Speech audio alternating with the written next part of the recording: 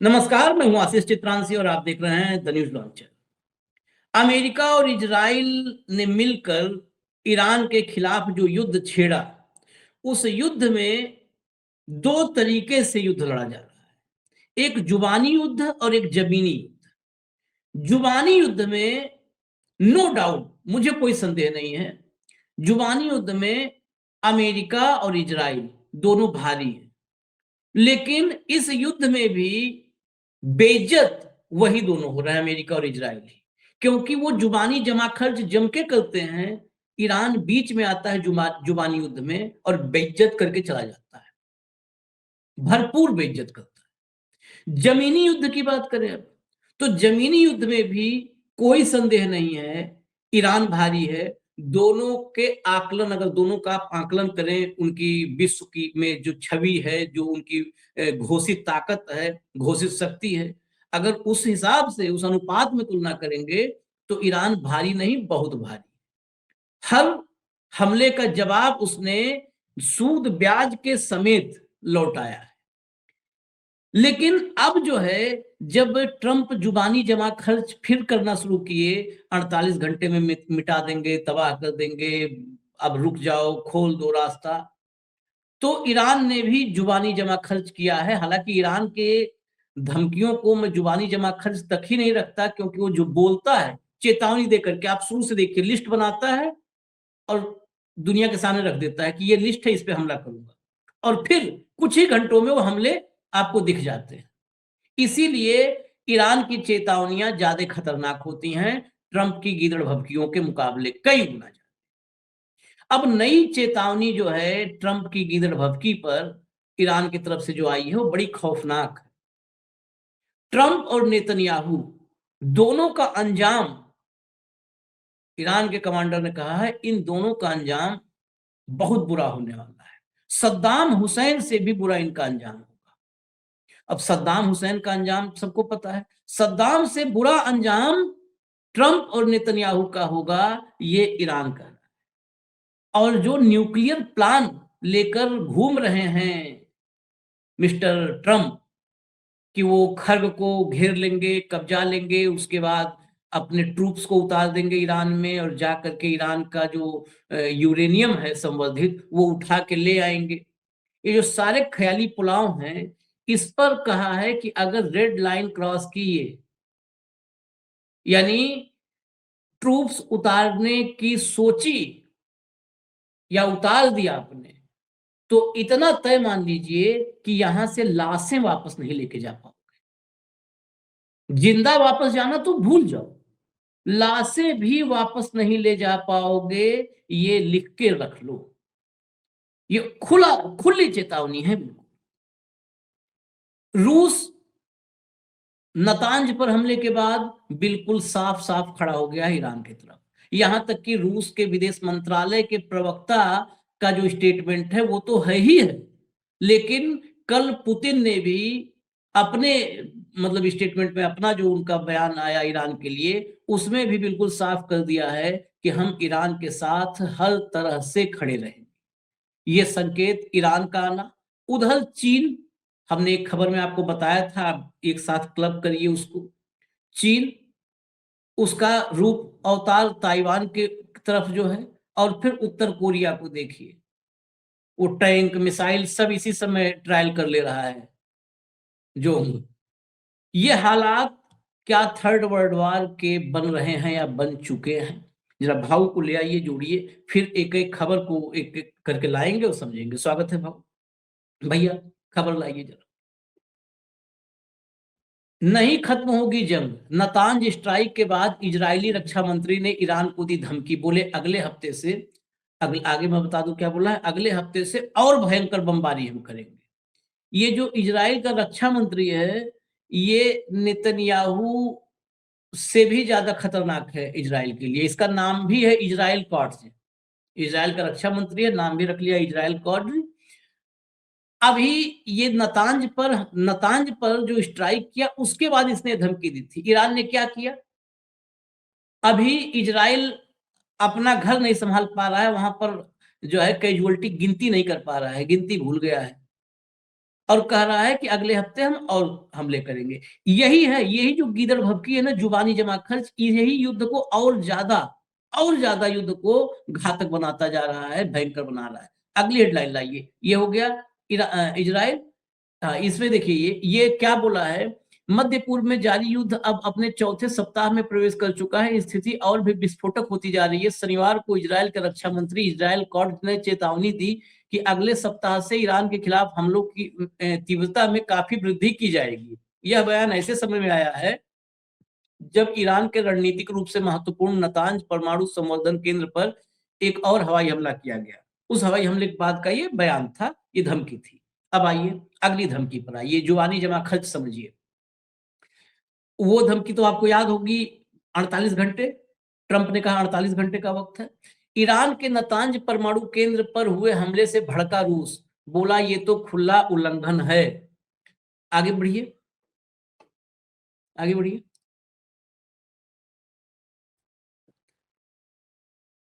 ये रूस के विदेश मंत्रालय ने बयान दिया है कि अंतरराष्ट्रीय समुदाय में परमाणु स्थलों पर हमले के खिलाफ जो है रूस खड़ा है पूरी तरह से। जखारोवा ने इसे खुला उल्लंघन अंतरराष्ट्रीय कानूनों का करार दिया है, जो वैश्विक शांति और सुरक्षा के लिए खतरा है। रूस लंबे समय से ईरान के परमाणु कार्यक्रम को शांतिपूर्ण बताता आया है। रूस जिस परमाणु कार्यक्रम को बंद करने के लिए इतना बड़ा युद्ध छेड़ा है अमेरिका ने, रूस उसको शांतिपूर्ण बताता आया है। जेसीपीओए जैसे समझौतों का समर्थन करता है। इस निंदा से रूस की ईरान के प्रति प्रतिबद्धता और पश्चिमी देशों के खिलाफ उसकी स्थिति साफ होती है। अगली हेडलाइन पे आइए, अगली हेडलाइन पे आइए। वर्ल्ड वॉर की दस्तक, हमने कहा था ना शुरू में, विश्व युद्ध की दस्तक। परमाणु साइट नातांज हमले पर रूस का सख्त रुख, अमेरिका और इजराइल को दी सीधी चेतावनी। वो जो है धमकीबाजों को अब रूस चेतावनी दे रहा है। आगे पढ़िए इसको, बुरे वक्त में ईरान के साथ खड़ा है रूस, मुस्तफा खामनेई के नाम पुतिन का विशेष संदेश। ये संदेश भी कल ही भेजा था, बुरे वक्त में साथ खड़ा रहेगा रूस। अब आइए उस हिस्से पर, अब तक तो आपने जुबानी जमा खर्च का एक हिस्सा सुना, अब ईरान की तरफ जब आएंगे तब यहां पर थोड़ा सा लगेगा कि हाँ भाई ये बोल रहा है तो कुछ गंभीर होगा। दुबई और अबू धाबी तबाह हो जाएगा, ईरान में कदम रखा तो लाशें भी नहीं लौटेंगी, यूएस को चेतावनी से कांप रहे खाड़ी देश। चेतावनी यूएस को है, कांप रहे खाड़ी देश, क्योंकि इसने कहा कि अगर अगर ट्रूप्स घुसे तो उनका तो वो तो उनकी लाशें नहीं लौटेंगी, लेकिन दुबई अबू धाबी ये सब हम नक्शे से हटा देंगे, फिर खत्म कर देंगे। जरा भीतर चलिए इसके, चलिए भीतर चलिए। पश्चिम एशिया में तनाव खतरनाक मोड़ पर पहुंच चुका है। ईरान ने अमेरिका को सीधी और बेहद तीखी चेतावनी देते हुए साफ कर दिया है कि अगर जमीन पर कदम रखा तो अंजाम बेहद भयावह होगा। ईरान के सैन्य सूत्र ने तस्नीम न्यूज एजेंसी से बातचीत में कहा कि ईरानी जमीन पर कोई भी ग्राउंड अटैक रेड लाइन है। अगर अमेरिका ने यह गलती की तो उसे ऐसा सरप्राइज मिलेगा जिसकी उसने कल्पना भी नहीं की होगी। और आगे बढ़िए जरा। यह चेतावनी सीधे तौर पर अमेरिकी राष्ट्रपति डोनाल्ड ट्रंप को निशाना बनाते हुए दी गई है। सूत्र ने बेहद आक्रामक लहजे में कहा कि अगर ट्रंप जैसी गलती हुई तो हालात इतने खतरनाक होंगे कि अमेरिकी सैनिकों के 100 तक वापस ले जाना मुश्किल हो जाएगा। ईरान ने यह भी याद दिलाया कि जब उसके एनर्जी इंफ्रा पर हमला हुआ था तो पूरे क्षेत्र की ऊर्जा व्यवस्था प्रभावित हो गई थी। अब अगर अमेरिका ने फिर ऐसी कोई हरकत की तो उसका असर सिर्फ ईरान तक सीमित नहीं रहेगा, बल्कि पूरे खाड़ी क्षेत्र में तबाही मच सकती है। और आगे चलिए जरा, और आगे चलिए।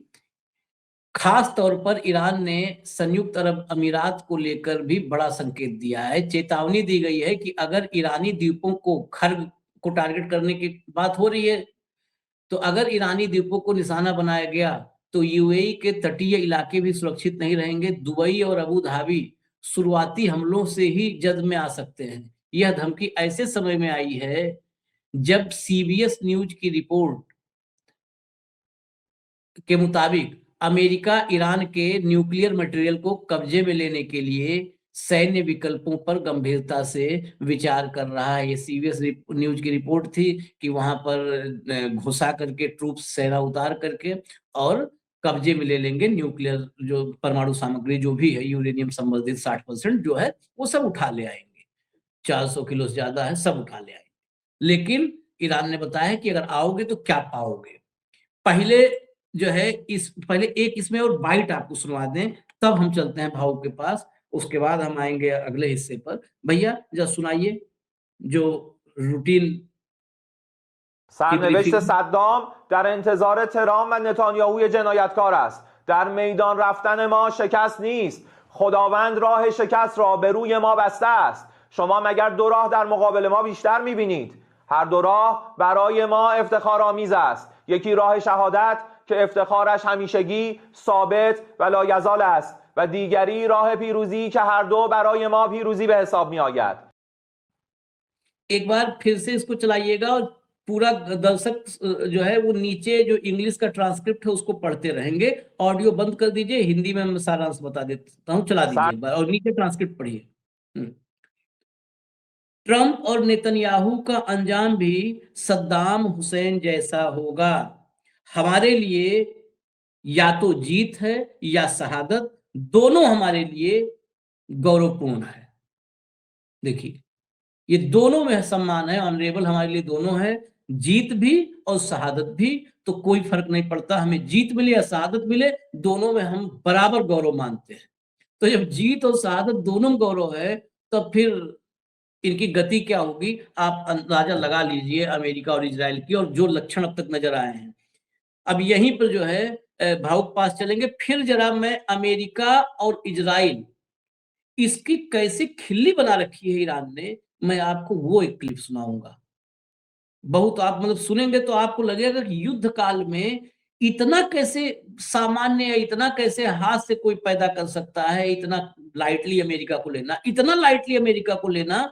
ये पूरी दुनिया में अमेरिका हमको लग रहा है कि अपने शक्ति को छीण करने के लिए ही ये युद्ध लड़ रहा है, कि पूरी दुनिया में खिल्ली बन जाए। लोग अमेरिका नाम लेते ही कहते हैं अरे अमेरिका, वो है अमेरिका जिसको ईरान दौड़ा दौड़ा के मारा था। ये कहीं आगे कहावत न बन जाए। भाऊ ट्रूप्स ने कदम रखा तो लाशें वापस नहीं जाएंगी।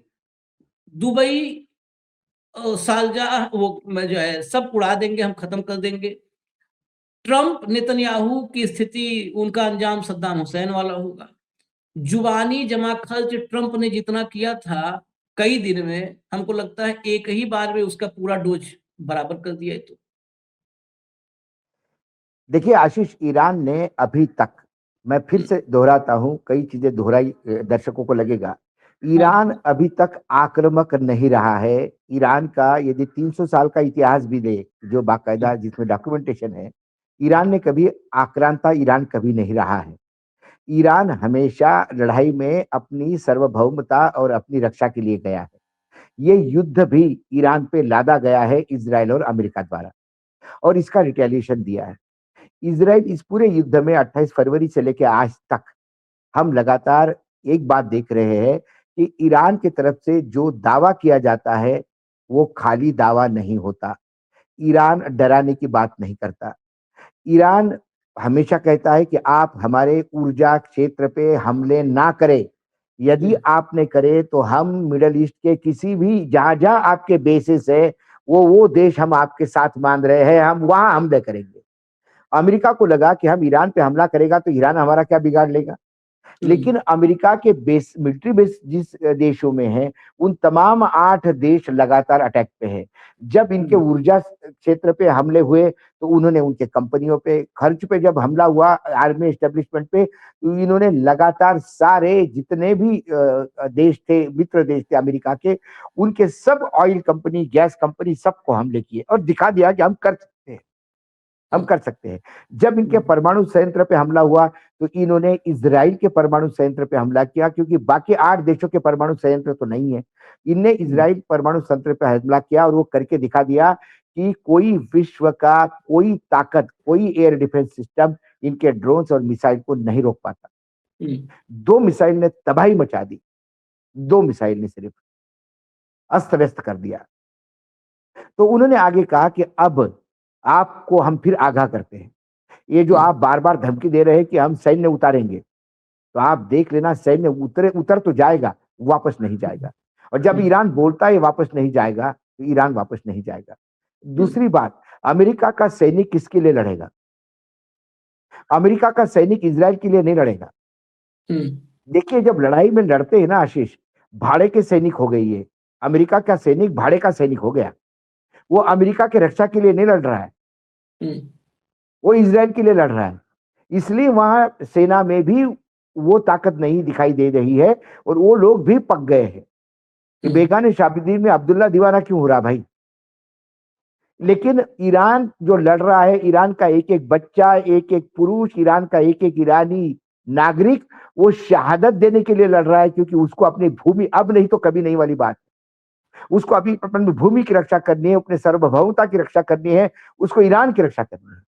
वो ईरान की रक्षा के लिए लड़ रहा है, इसलिए मर मिट रहा है। और अमेरिका के सैनिक इजराइल के लिए लड़ेंगे तो वो पावर नहीं होगी। और इजराइल वाकई जिस हिसाब से ईरान ने तैयारी करके रखी है, मुझे नहीं लगता कि उसके जमीनी युद्ध में कहीं किसी भी मामले में वो 19 साबित होंगे अमेरिका से। उनने कहा कि आपने सद्दाम हुसैन को मारा ना, जैसा सद्दाम का असर हुआ वैसा आप नेतन्याहू का और आपका हम कर देंगे, यदि आपने हमको बर्बाद करने का। हम तो मरने पे भी विजय मानते हैं, हम युद्ध में मरने पे भी शहादत को ही विजय मानते हैं, वही हमारी विजय है। और हम जीत गए तो विजय तो है ही, आपकी बर्बादी भी हमारा विजय है। तो वहां पर ये जो बोल रहे हैं वो करके दिखा। आज तक ईरान ने कोई खाली धमकी नहीं दी। उनके उस वो हवाई जो उस आइलैंड था, उस पे जब द्वीप पर जब हमला हुआ खुर्ज पर, तो उन्होंने लिस्ट जारी की। आशीष बताइए, उन्होंने बाकायदा लिस्ट जारी की कि यहां बम्बार्डिंग कर रहे हैं, रोक सकते तो रोक लो। और जो लिस्ट जारी की उसमें से एक भी टारगेट नहीं छोड़ा, सबको हिट किया। तो वो बोल के करते हैं और बोल रहे हैं क्योंकि उनको विश्वास है, उनको उसके टेक्नोलॉजी पे विश्वास है, उनके लड़ाई के प्लानिंग पे विश्वास है। इसलिए वो कह रहे हैं कि आप खोल दीजिए ना। 48 घंटे का वार्निंग दिया, 20 घंटे के अंदर खोलो, 2 दिन के अंदर खोलो, ये वार्निंग पे वार्निंग दिया जा रहा है। वो अपने चुपचाप है, कोई वार्निंग को सीरियसली लेते नहीं और कोई बोलते भी नहीं। वो बोलते भाई हारमुज आपके सामने खड़ा है, खोल दीजिए इसको। हम तो नहीं खोलने जा रहे हैं, आप खोल दीजिए। मना किया क्या? अमेरिका तो समुद्र पे राज करता है, खोल दीजिए ना, हमने कौन सा रोका है आपको? एस्कॉर्ट कीजिए, जाने दीजिए जहां जहां बैठे। हिम्मत नहीं हो रही है, क्योंकि ईरान की कैपेबिलिटी को अमेरिका जानता है। ये जो ट्वीट हो रहे हैं ना सोशल मीडिया ट्रूथ पर, ये सिर्फ अमेरिका को, जनता को मूर्ख बनाने के लिए ट्वीट है। कहा तो था ईरान के कमांडर ने कि ट्वीट से लड़ाई नहीं जीतोगे, लड़ी जाती है। यदि आप कहते हो कि हम, और क्यों नहीं कहे वो क्यों नहीं कहे नेतन्याहू और ट्रंप को हम सद्दाम जैसा मारेंगे? क्योंकि आपने उनके आयतुल्लाह खोमेनी को मारने के बाद बोला कि आपका अगला कमांडर भी हम मारेंगे। हाँ। आपको अधिकार है किसी के कमांडर को और सर्वोच्च नेता को मारने का, बोलने का। इनको अधिकार नहीं है। ये भी बोले ठीक है तुम मारो, हम तुम्हारे को निपटा देंगे। देखो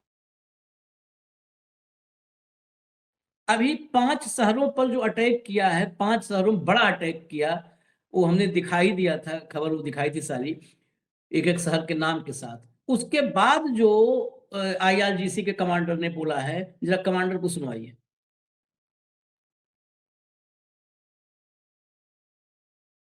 بسم الله الرحمن الرحیم. ملت شریف ایران، با تبریک اعیاد سعید و فرخنده فطر و نوروز، سربازان شما در ارتش و سپاه مفتخر شدند. اولین سیلی آتش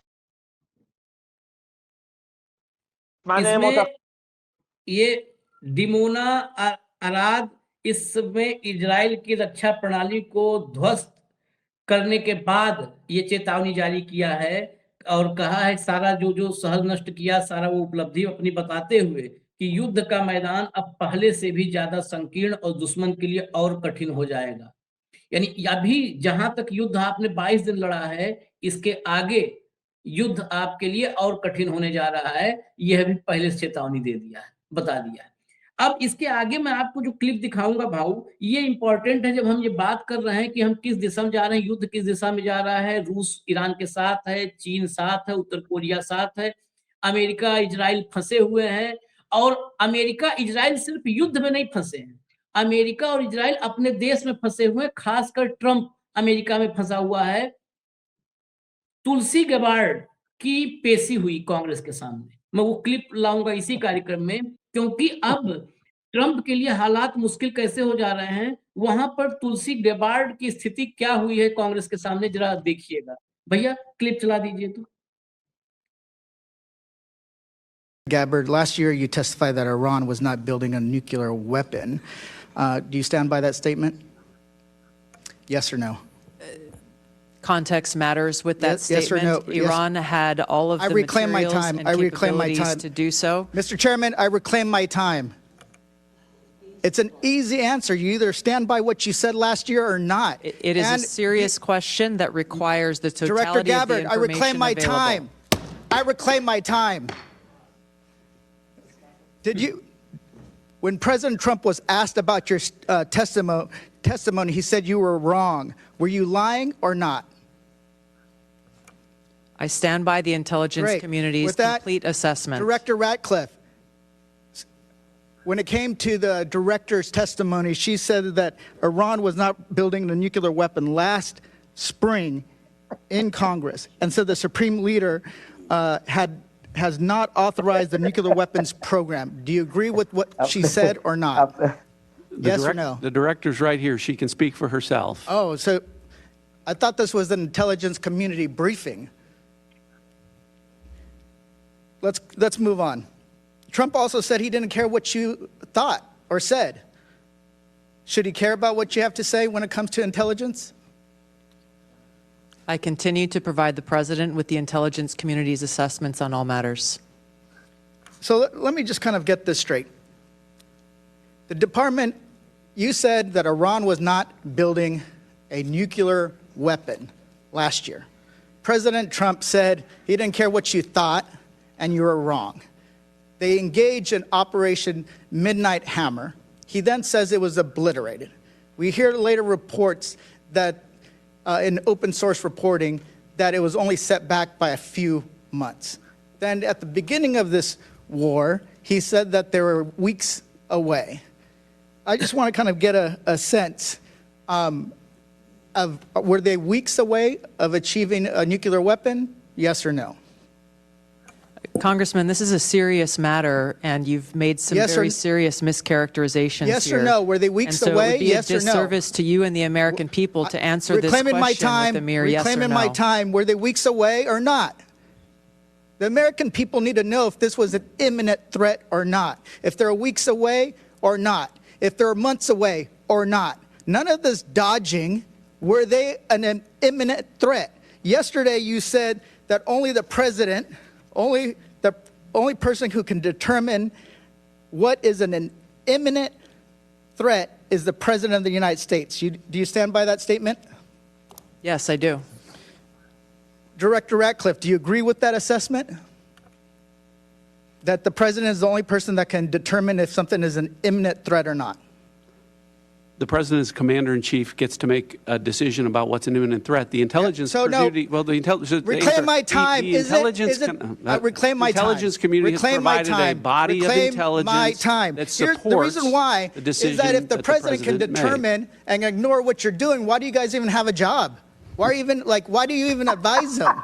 So you're saying tomorrow the president of the United States can say China is an imminent threat, and then he can take his own, no matter what the intelligence says, he can take his own action.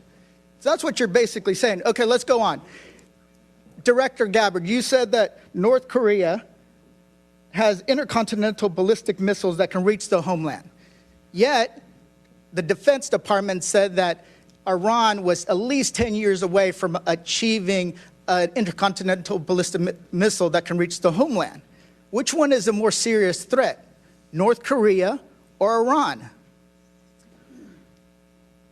These threats are taken within the context of the in total body of intelligence reporting. So that's, it should be, and that's my point. it's not just about having the capability of building a weapon. It's if they can actually deliver that weapon, if they can, they have the intention of doing that. How many weeks away are they? We haven't heard that there were weeks away. We haven't heard that there were months away. But that's what we're waiting for.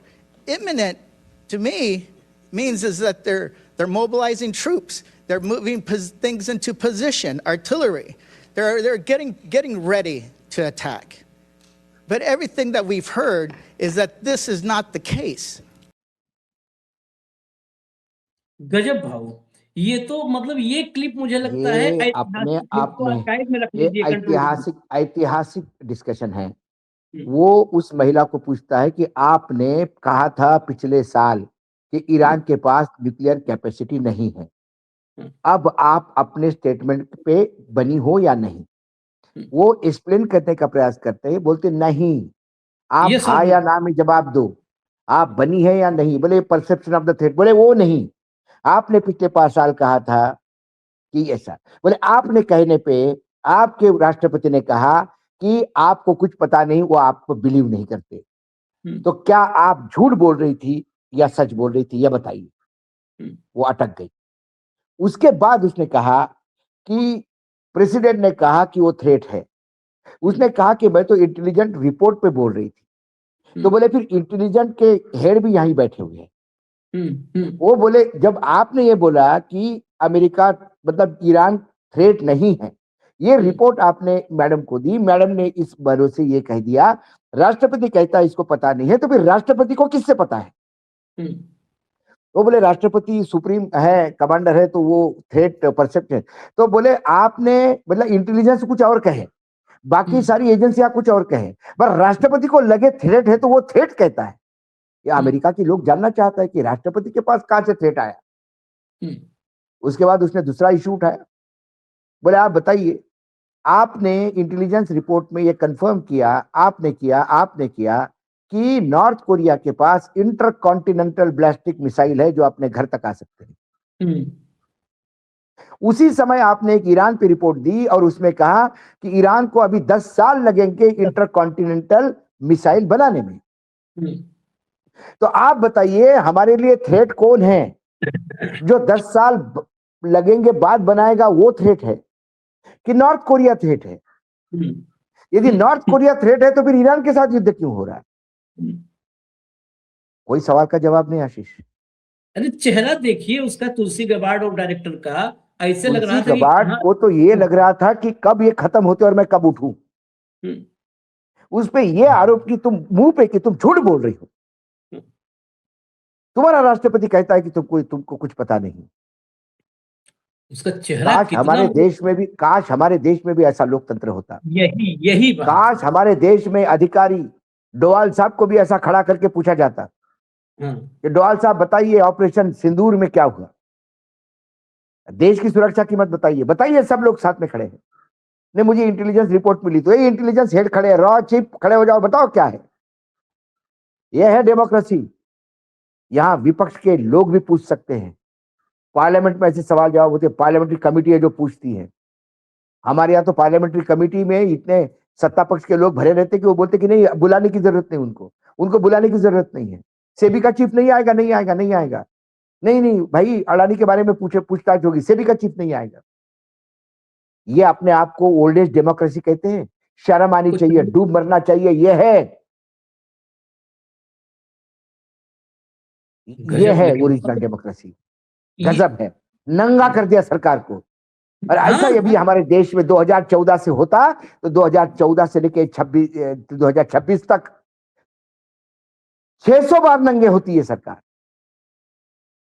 Her point पे ये सरकार नंगी होती भारत की। एक तो दिन ये कपड़ा नहीं पहन पाती सरकार। 600 बार आप कर रहे हैं, एक बार कपड़ा नहीं पहन पाती।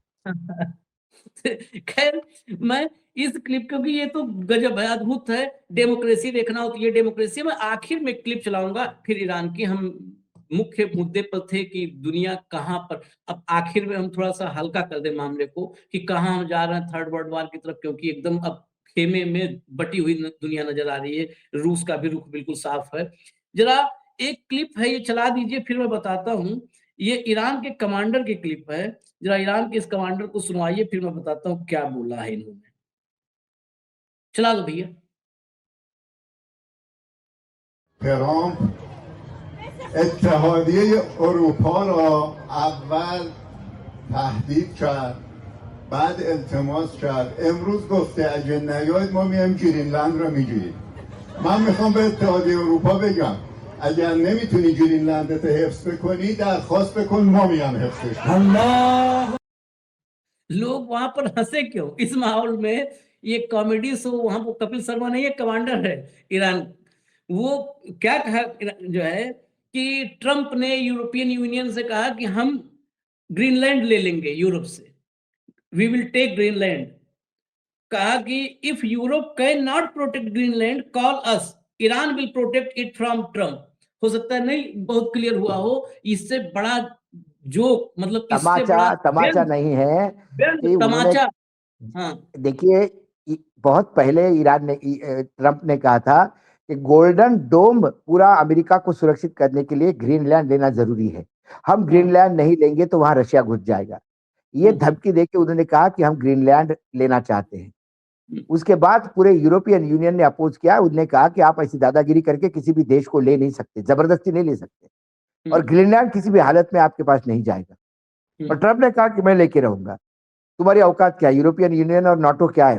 हम साथ में नहीं तो आप कुछ भी नहीं हो। यहां तक बात आ गई।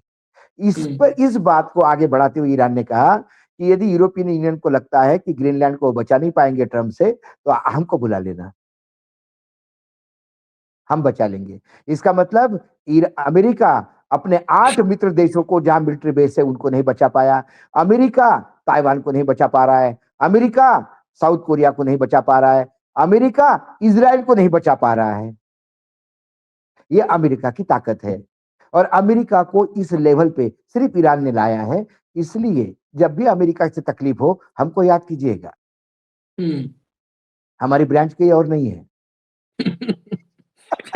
ये बेसिकली दोनों हाथ से एक साथ थप्पड़ मारा, एक अमेरिका के गाल पर और एक यूरोप के गाल पे। दोनों को पड़ा है। इजाजत दीजिए हमें, फिर हम आते हैं अपडेट्स के साथ। धन्यवाद भाऊ, बहुत बहुत धन्यवाद। नमस्कार। नमस्कार।